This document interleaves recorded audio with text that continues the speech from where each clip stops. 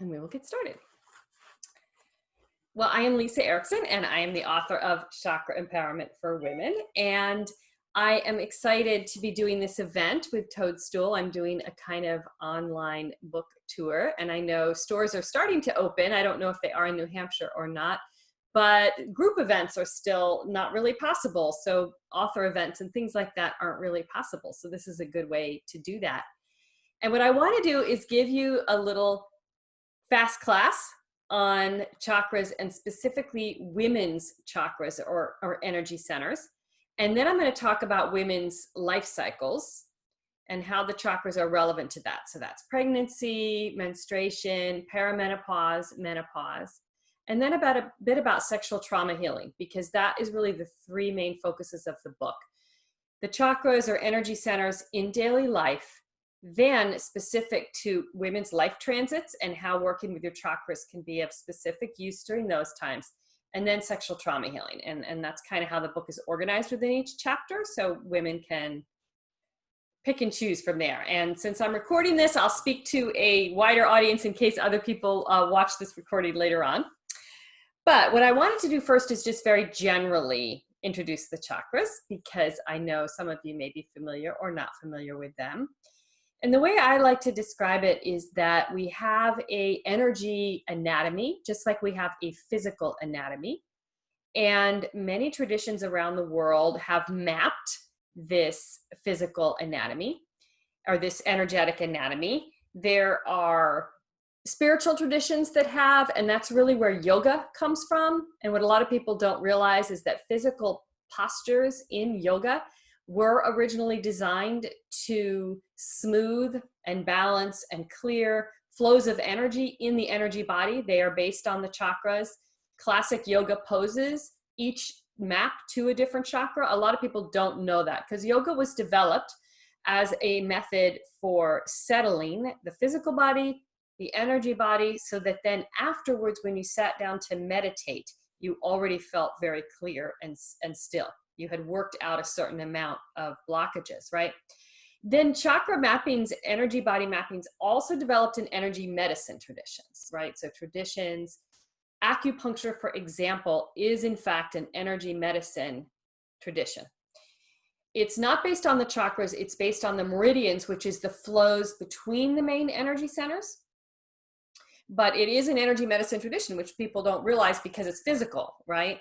So I would say in the West, acupuncture and yoga are the two energy modalities that have become kind of mainstream. A lot of people utilize them and they don't even realize, oh, I'm actually working with my energy body, right?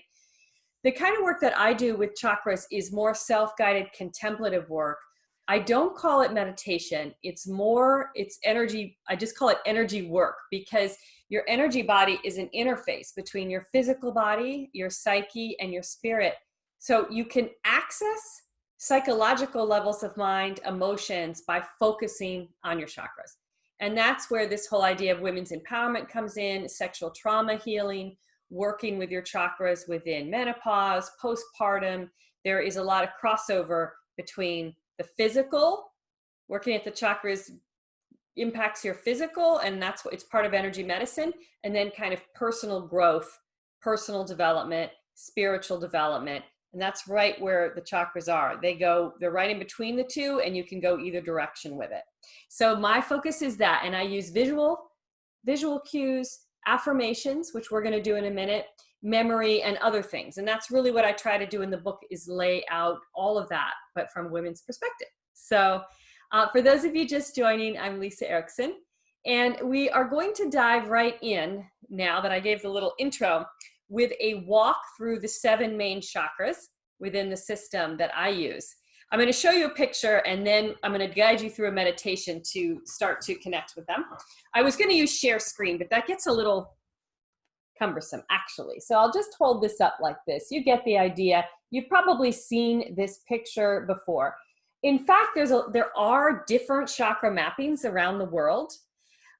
This one that I'm using, I'm sticking with the one that has become the most popular in the West. It is the one that you would often find on a yoga studio wall. It's a 7 chakra system, and the chakras span from our tailbone all the way up our spine and then up into our forehead, and crown of the head. And each one of these maps to body parts in terms of energy medicine.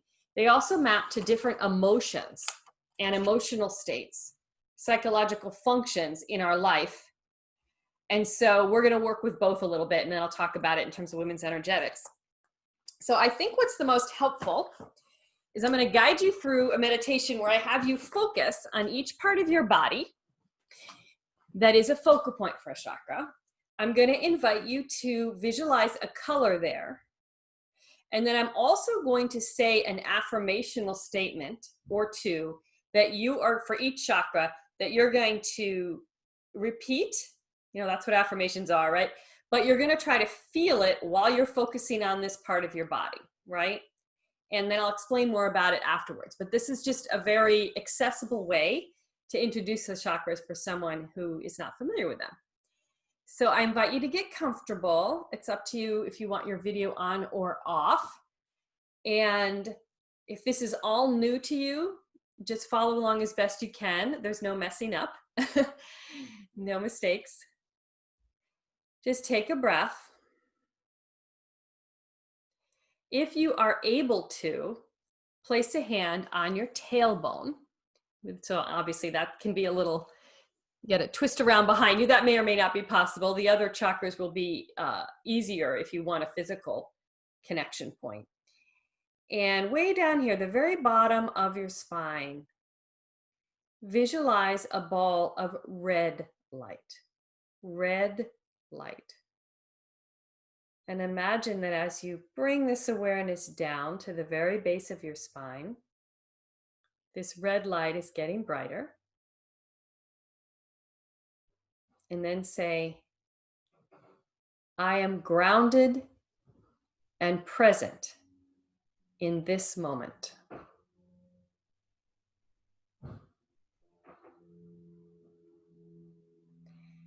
I am safe and secure in my body.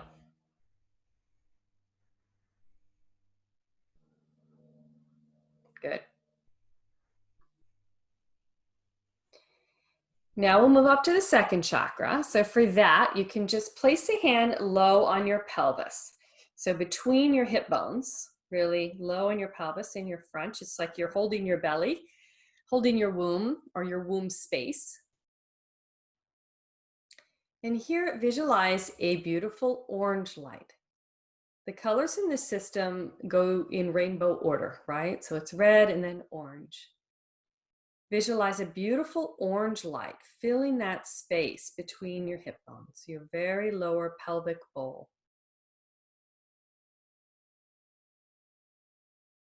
And say, I am fluid and adaptable.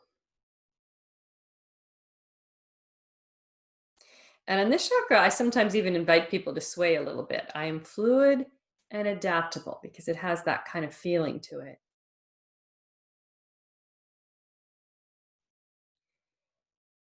I embrace my feminine power.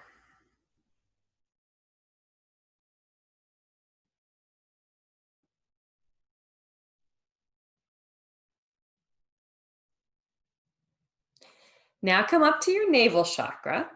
And if you're already familiar with the chakras, you may be used to focusing a little higher in your solar plexus, right under your rib cage for this center. But for women, I like to use the navel, and I'll explain more about that in a little bit.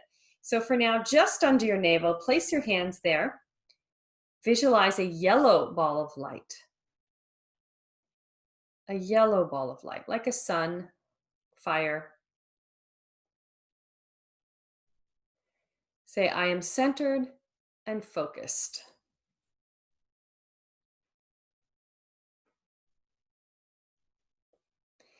I own my power.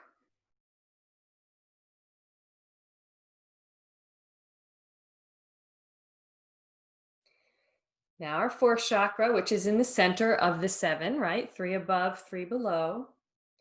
You can just place your hands right over your chest, center of your chest. Visualize a beautiful green light, like a star made of beautiful spring leaves, the color of spring leaves, beautiful green light. fresh air, spring leaves.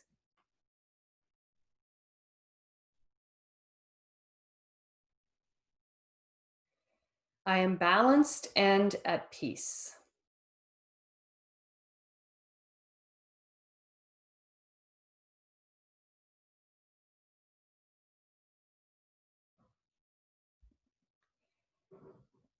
I accept and love myself. I accept and love others.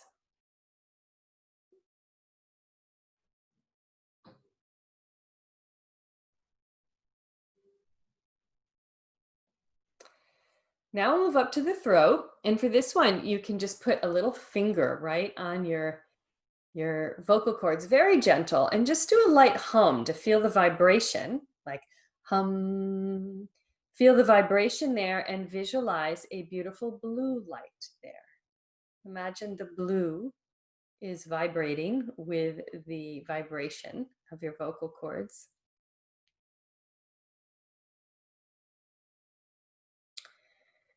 I speak my truth.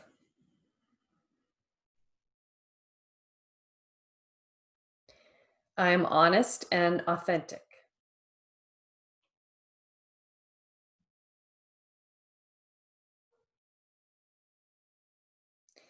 Now we'll come up to the third eye in your forehead. So just a little bit above the midpoint of your brow. If you like, you can take one finger and press it there and press and then release. Press and then release. Just do that a few times.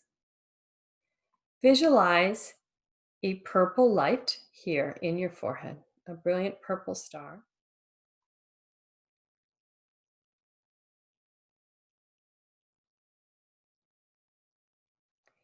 I am insightful and intuitive.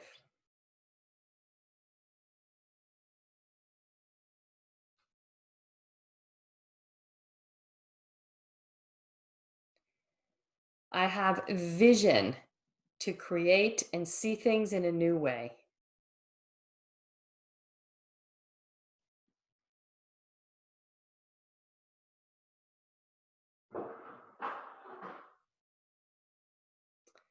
Then up to the crown, back top part of your head. You're just going to hold your hand a little bit above the back top part of your head.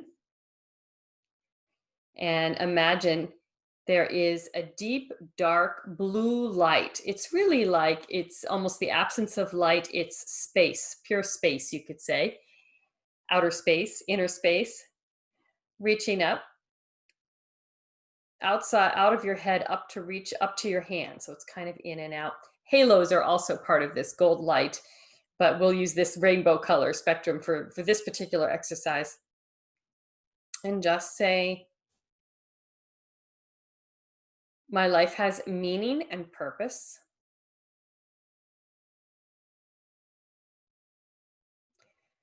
I have faith. And what you have faith in is up to you, but you have a sense of faith.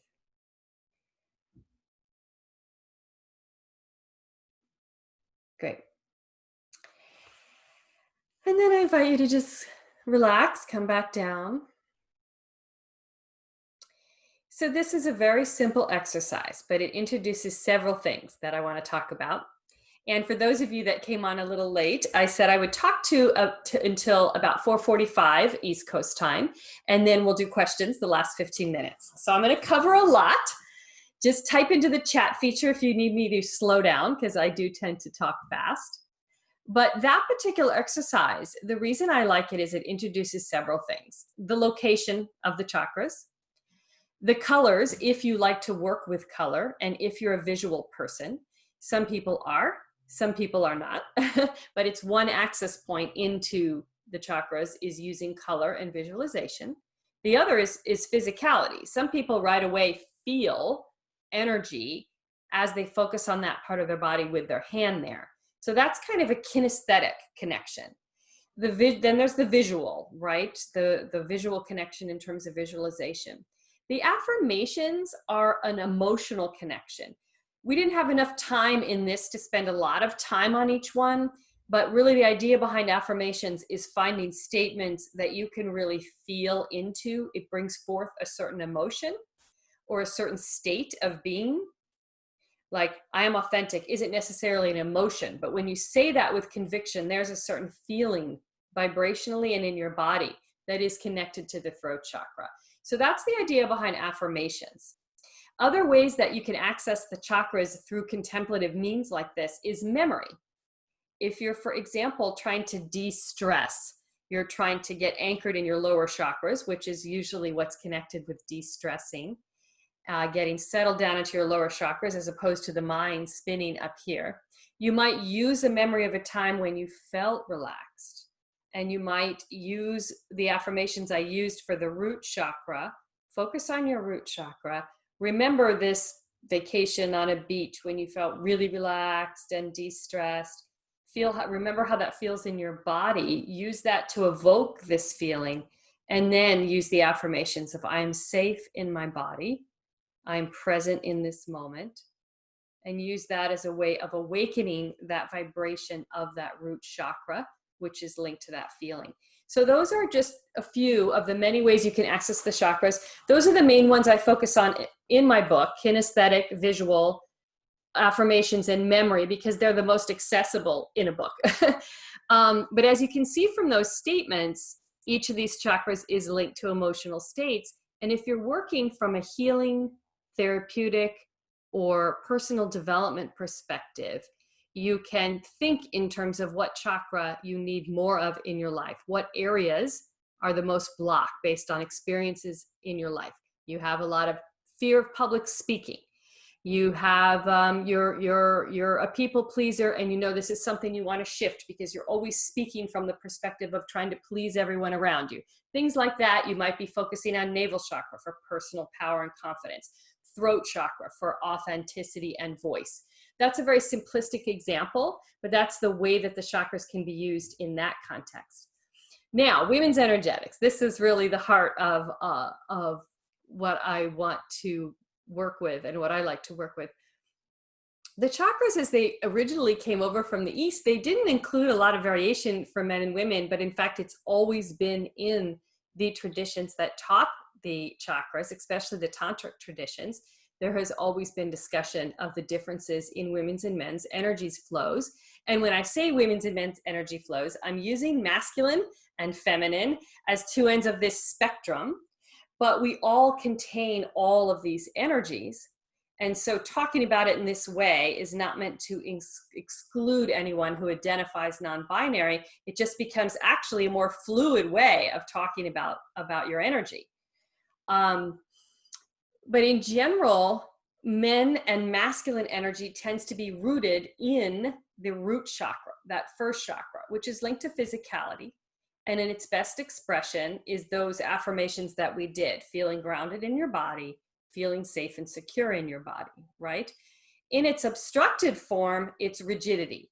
And from an energetic perspective, in our current cultural environment, that is the main obscuration that men will tend to experience more than women, is energetic rigidity, right? Which reflects as emotional repression, perhaps. These kinds of things we see in our culture around cultural conditioning, and there's an energetic component to that. Which causes which is, the chicken and the egg. As more cultural changes occur, as men are allowed to own their emotions more, as that conditioning is shifted, will this energetic anchor also shift? That's a big question, but I can just say now that that's where men tend to be anchored, and that has its pros and its cons. Women tend to be anchored in the second chakra. That is that pelvic chakra. It is linked to our reproductive system and energy medicine. It's also linked to the yin or feminine energy, which has largely been denigrated historically, right? And we are working to reclaim that as a positive force in the world. There's still a lot of work to go with that, but that has an impact on our access to our own power because it is connected to this particular energetic center. The other thing about us being anchored in our second chakra is that it is a yin empathic chakra. It is a chakra that receives energy in. And so often women have a bigger problem energetically with boundaries. We are more naturally empathic, but if we are not aware of that, we have a more natural tendency to absorb other people's emotional energy into our energy body, perhaps into our physical body, and to not actually even realize that that's happening. So we are reflecting other people's emotions. And again, there's a lot of cultural conditioning around this. And this is still so present. A lot of people, sometimes people will say to me, oh, that seems like old news. And I'll be like, okay, I have 14-year-old twins. I have 3 teenagers, and 2 of them are 14-year-old boy-girl twins. And I am still pretty shocked at how much the messages that boys still receive around repression of emotion and emotional expression being weak, and how much teen girls still receive around taking responsibility for other people's emotions, taking other people's emotions on, being responsible for everyone in the room, all of which feeds into this tendency to constantly be feeling out everyone's emotional state, energetically trying to balance, take responsibility for everyone's emotional state, and potentially bringing those energies into your energy body, which reflects then impacting your own emotions. You can't feel your own emotions, or you're just at the mercy of the emotions of the people around you, how you feel, right? So for women in general, on this psychological level, there's a lot of work on boundaries, which has to do with that root chakra and the navel chakra, which is power, right? The other thing besides that cultural or psychological component related to women's energetics in the second chakra is that this energy body links to, it's in between, you could say, our physical body and our psyche or spirit, right? And at that physical body level, we go through cycles and transits, right? Premenopause, from adolescence to premenopause, we have a monthly cycle, right? Then we have pregnancy, postpartum, then we have perimenopause, we have menopause. I'm 53, so I just went through menopause, and a long perimenopausal transit. Men also have transits and cycles. We know that. They have big hormonal shifts as well, but they're not as pronounced as our own. And our energy body also shifts. Our energy body shifts with menstruation as we go into ovulation, just as our hormones shift at ovulation. Really, it's like we have these hormones that actually make us appear more charismatic.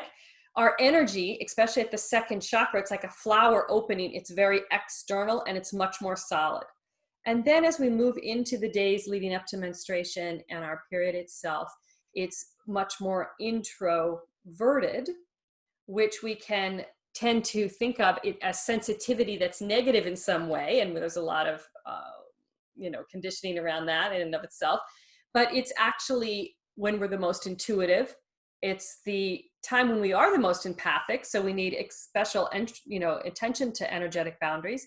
But it's a time where if we can learn to work with our second chakra energies, it's the best time for problem solving, for seeing things in a new way, for digging deep in order to perhaps birth a creative vision, all sorts of different ways we can use that. So we can learn to work with using this cycle, both physically and energetically. We can't necessarily arrange our lives around it, but we can do different chakra exercises at different times of the month to help us tap into the energies that are available to us at that time in a positive way, right? As opposed to just thinking about this cycle as something we need to minimize the inconvenience of, which for the most part is the cultural message still today. As it became medicalized, right? It just became, let's make it the least inconvenient possible, as opposed to, in other words, the implication of that is there's no power in this. We're trying to claim power in the world, in the male world. So we have to make this as least inconvenient as possible, as opposed to saying, no, there's power in this that I'm going to own, right? Then pregnancy and postpartum, very similar. The cultural message is a lot around, let's minimize the inconvenience of this, right? And of course, there's counter messages to that in terms of the birth experience being empowering and taking that back from the medicalization of it, et cetera, et cetera, et cetera. But there isn't a true understanding of how what happens energetically for a woman, which is that second chakra actually is also linked to creation. It is the energetic or spiritual doorway for new life, just as the physical body is the physical doorway. And there's this tremendous burst of second chakra energy. There's a tremendous burst of the energy called Kundalini, which you may have heard of, which is tied to personal change and spiritual growth. A lot of women were so busy, right? And we're so focused on the pregnancy and having the baby that there isn't always the opportunity or the information to utilize that as a spiritual growth experience, which it in fact is, and it can permanently shift someone. And that is not only available during pregnancy. Understanding how it works in pregnancy allows any woman to tap into that primordial creative energy on a new level. You don't have to choose to use that energy to birth physical children. We birth all sorts of things all the time, right? So it's partially about connecting into that. And then we have perimenopause and menopause, which is in fact really my favorite topic. In a way, I could go on and on about it.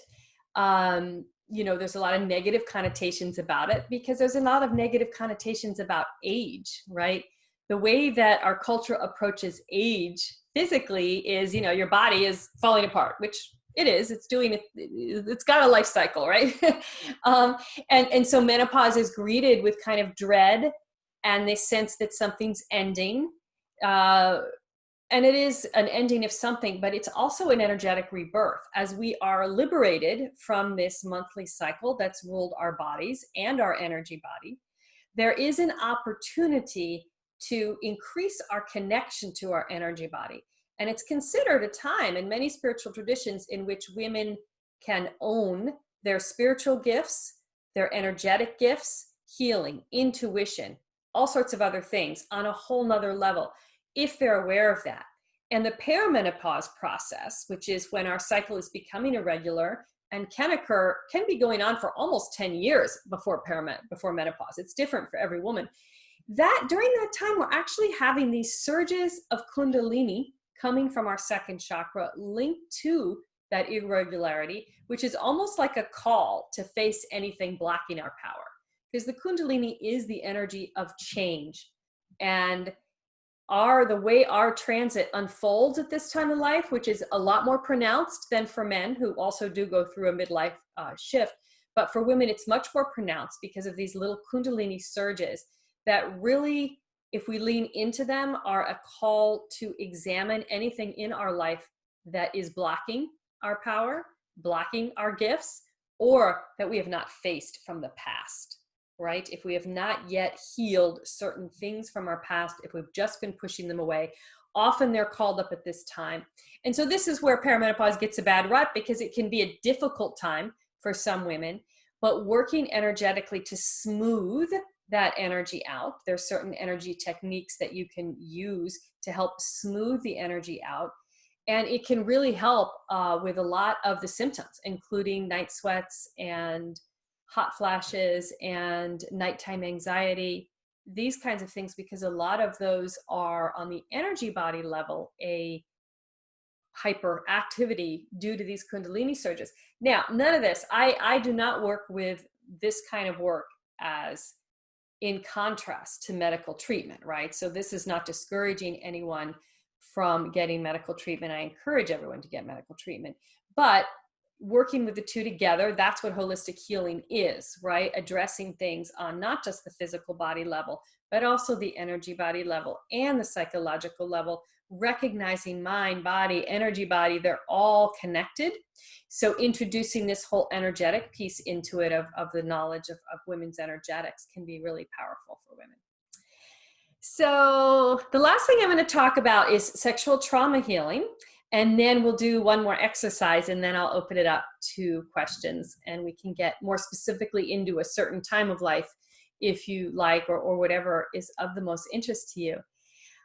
Sexual trauma healing for women, the energy utilizing chakra work is, I have found very effective, and I do a lot of work with sexual trauma survivors, about 75% women, not all women. It's, I think, a very helpful modality because it is non-invasive, first and foremost, right? It doesn't involve physical contact like a lot of body work or somatic work might. And it doesn't involve necessarily sitting alone in a room with a stranger, which therapy and counseling does, right? And a lot of the people that I work with are also in counseling or have been. But for some people, there's a barrier to that, feels too intimidating. So working energetically first is a non-invasive way of starting to heal. And what I find with sexual trauma survivors, there's just a few main ways that this impacts women in particular. One is we have patterns of disassociating from our body in some way, which develop during abusive episodes or as the result of assault, or really patterns of disassociating from our body can develop in childhood for any number of reasons, any kind of abuse or dysfunction in the household. Alcoholic parent, mental health issues of a parent, any sort of instability, anything in which, any situation in which a child doesn't regularly feel safe, they might develop the patterns of kind of going away. But what that represents energetically is a rising up into the upper chakras, and it's not grounded in the lower chakras, or perhaps even leaving completely, which is something you can do through your third eye, going away completely. And so a lot of the work with sexual trauma survivors is, or anyone who's experienced any kind of trauma, is how do I get back down into my lower chakras so I have this full scale of function across all the functions of my energy body. And that's a lot of work in those first two chakras that we focused on, that root chakra at the tailbone, where we did those affirmations around feeling safe in the body. And then in the second chakra in the pelvis, especially for women, owning their yin power, being able to be fluid and adaptable. Because the other pattern that comes up, in addition to disassociating and just being up in the upper chakras, not in the lower chakras, is patterns of rigidity can occur, where someone at some level makes a decision, I'll never be vulnerable again. So they shut down their yin energy in a way. There either is kind of an unconscious decision, I'll never be vulnerable again, so I'm just going to be in survivor mode all the time, or an unconscious decision around that's not safe, right? My feminine energy is not safe, or my feminine energy is the problem, my sexual energy is the problem, right? All the blame the victim type of messages that sexual trauma survivors receive. So then that energy gets shut down completely. Someone may be very locked in their navel chakra, for example, and very shut down emotionally. They could be very successful, in fact, but have a problem with relationships, maybe have anger issues, have a lot of stress issues, because they're so locked in all of the yang chakras, not in the yin. So then we're working to rebalance. We're working to release any shame that is held around the feminine energy of that second chakra. And we're working to reclaim that as a positive force in someone's life, a real sense that there's this balance of yang and yin, masculine and feminine. So those are the two main things I work on with sexual trauma survivors. And but in the book, what I try to do, I'm going to show you one of the exercises we're going to do. It's got the first 7 chapters are one per chakra, the 7 chakras that we just walked through. But the exercises are specific to certain energies of that chakra. Every chakra has many aspects to it. So I'm focused on specific ones that I find are the most relevant to women. And there's a chapter in a section of each chapter that is just, how is this chakra most impacted by women if it's blocked, and work to address that. And that's a lot around cultural conditioning, etc. For example, at the throat, the people-pleasing tendencies that I spoke about. In the navel chakra, which is to do with personal power, some of the myths around women's power that we may have internalized, like if I'm assertive, people won't like me, that kind of thing, right? Those are held in different parts of our body, and working with the chakra associated with that can help you free it. It's like you're freeing it psychologically, you're freeing it as an imprint in your energy body, even in your physical body. So just to show you some examples, we're going to do this one in a minute, but like this is the root bowl, which is like the earth emanating up energy to hold you in safety, and then the Kundalini coming up. This is the Sacral Lotus with a lotus in your pelvis that we're going to work with in a minute. Navel fire, which has to do with fire.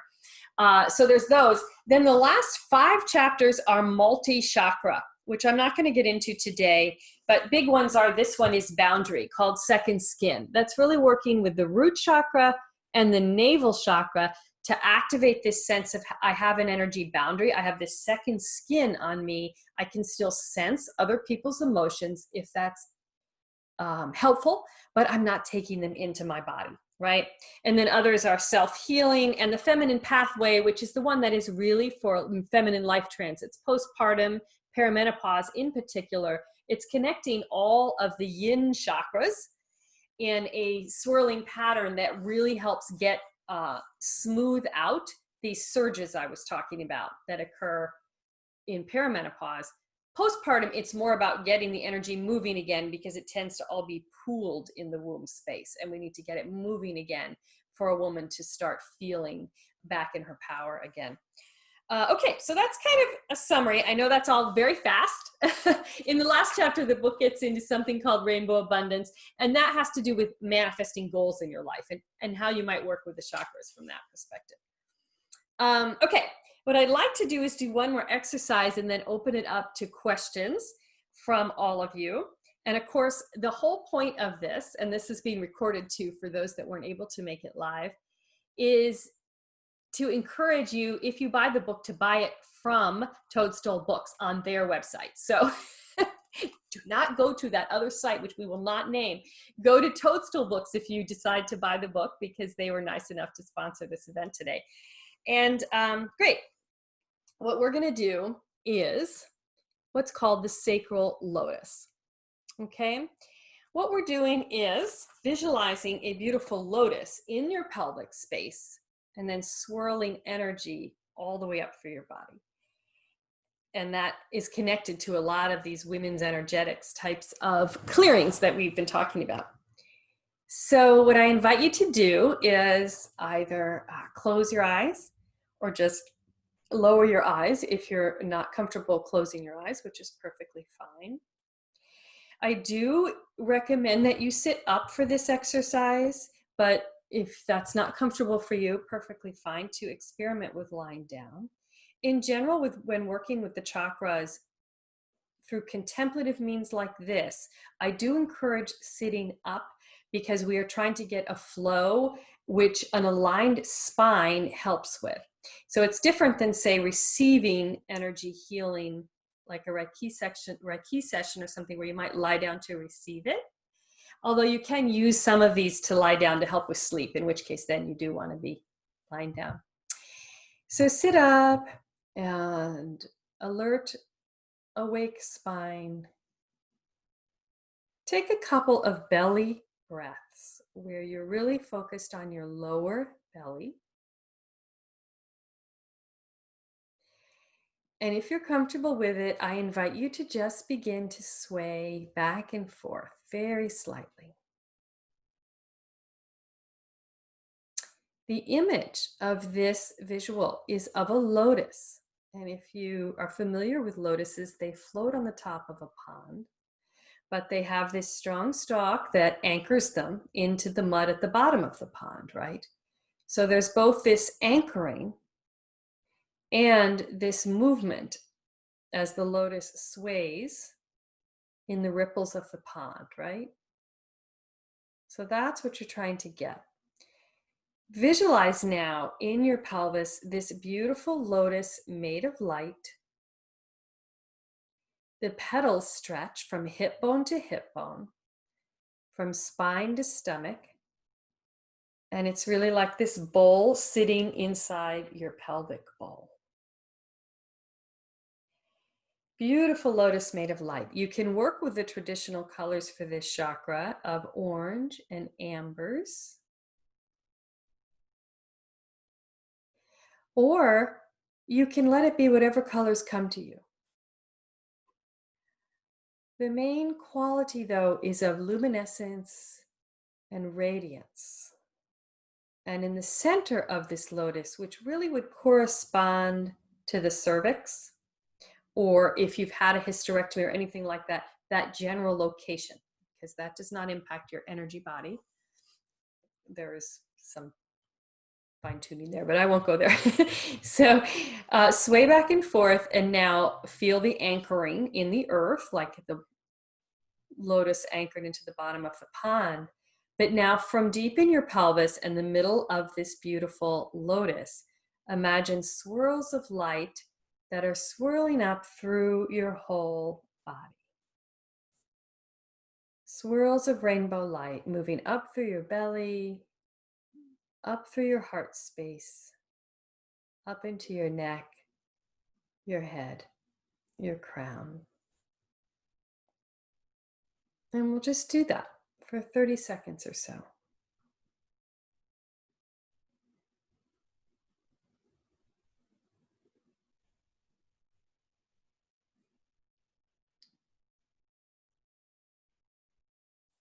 And if you like to add affirmations that are relevant here, you could say, I'm fluid and adaptable.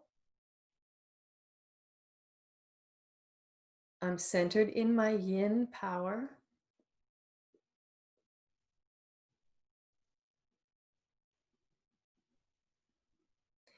I embrace my emotions and passions.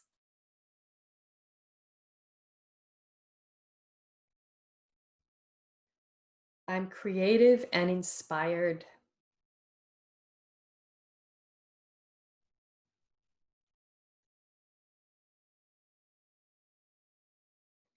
I'm sensual and sexual.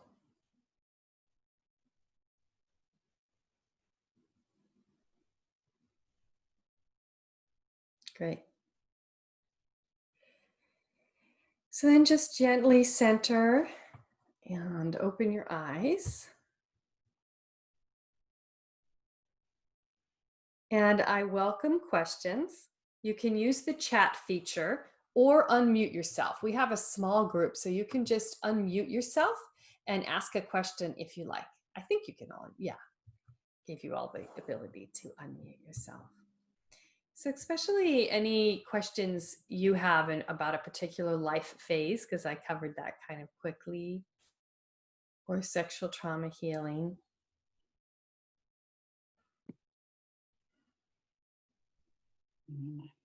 Hi, Lisa. That was nice. Good. Learning the chakras and the rainbow colors. I had always been curious what the colors were when you said the rainbow. That made a lot of sense. Mm-hmm. I'm particularly more in the perimenopause period. I'm envious that you've already gotten past that. I'm 55 plus and still in the midst. Mm-hmm. And every day I'd say, or every time, it's can't this end? But the way you were speaking, it's more. If you just talk about that a little more about the blocking. Yeah. It help the chakras help with, that would be great. Yeah. Well, what I find, and Shannon, I do see your question, so I'll get to that after I speak to Lisa's. What I find is there's a few different themes. One is usually, where is pressure being applied in your life over the last few years, the period of time in which you've had symptoms, right? Where is pressure being applied? Like, what's uncomfortable? Relationship, work, kids, what is it? And to really look at any ways, any self-beliefs that you have related to power. It's like you're being asked to own your power in that space. So that's, without knowing your specific situation, that's one general thing. And then you can use the chakras, and I would perhaps advise then focusing specifically on the chakra tied to that area of your life or what your blockage is. Which is, where you can like, is it about voice? Is it about power? Is it about creativity? Is it about heart? What is it? And spend some considerable time on that chakra, because it's like the Kundalini is trying to push open that chakra. And if you work it internally, then it doesn't have to apply as much pressure externally, if that makes sense.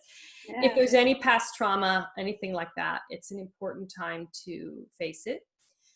And then if there's things you're trying to birth, like you want to change, you're trying to birth a new career or some new shift in your life, really lean into that. Find a way that you can pull that in now. Don't put it off. I'm not saying quit your day job but figure out a way to start moving towards that. So that on the psychological level is important. Then in general, one of the tools I have in here, which is the feminine pathway, a lot of women in perimenopause find a lot of help from this. you do need to do it a few minutes a day. Now can't find the picture, of course. You need to do it a few minutes a day. It's this swirly one, because it smooths the energy. That helps on the energy medicine level. It's just like you're trying to stabilize your hormones. What's very fascinating is in energy medicine, in Ayurvedic, Indian medicine, each of the chakra is linked to an endocrine gland or hormone. So the second chakra, the one I've been talking about, what is it linked to in women? Ovaries, of course, right? So just as we're trying to regulate hormonally through perimenopause and menopause, it's linked to these energy flows. And so smoothing out on the energy level can kind of help the hormones to smooth out as well, in addition to anything else that you're trying, right? So I know that's a lot, but that's kind of the general piece of it. It's a rebirth, and try to meet it that way, which isn't always easy. Birth is not easy, right? Birth is not easy. So it's an opportunity for a rebirth. What I want to mention about the book, just in case this sounds really intimidating, it's a very much a how-to book. So each chapter, it's like you have steps for doing that exercise. And what I've done is on the book website, it's literally step 1, step 2, step 3, right? With the visual picture. What I've done on the website is recorded myself guiding you through those steps. So you can go to the book website, and I put that out there free, but I'm really hoping that everyone will buy the book if they're using those recordings, right? Because you're meant to have the visual and the instructions as well, so that you don't have to be looking at the page if you want to try some of these. You can listen to it. So, beautiful. Thank you. okay. Thank you, Lisa. Good luck. Shannon, how effective is it to work on chakras if you are not also working on meridians at the same time, since they are the energy conduits? Well, very good question. The meridians, actually, it's interesting. The chakra system, it's actually the nadi that are talked about, which is different than the Chinese system, which is the meridians. The meridians really developed within as an energy mapping specifically for physical healing. It's part of Chinese medicine. It is very effective when your starting point is, in general, a physical symptom. It also is all linked to emotions and all that.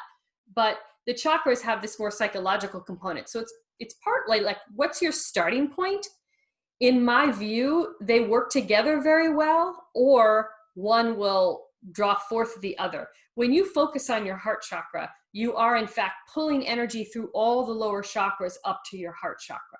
You may not do it in that sequence, but all of those energy centers up to that point are being activated, and then all of the other subsidiary ones, the subsidiary chakras and meridians that we don't focus on. So I think there's different ways to work. This kind of chakra work is very accessible to people.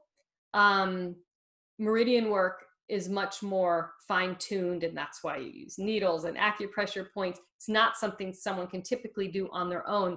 Chakra work someone can do on their own. They might also want acupuncture for that more precise physical healing if their primary symptoms are physical. If you're working more, psychologically, empowerment, healing, then this, because the chakras also were part of spiritual traditions, right? It was about awakening. Kundalini meditation is this process of moving the Kundalini or spiritual energy through the chakras for spiritual awakening. So that's part of the way of working with the chakras, is approaching any healing, any personal growth as actually part of an awakening process, whether you think of yourself as being on an explicit spiritual path or not. Does that answer your, yeah? Okay, good. Anyone else? Any questions?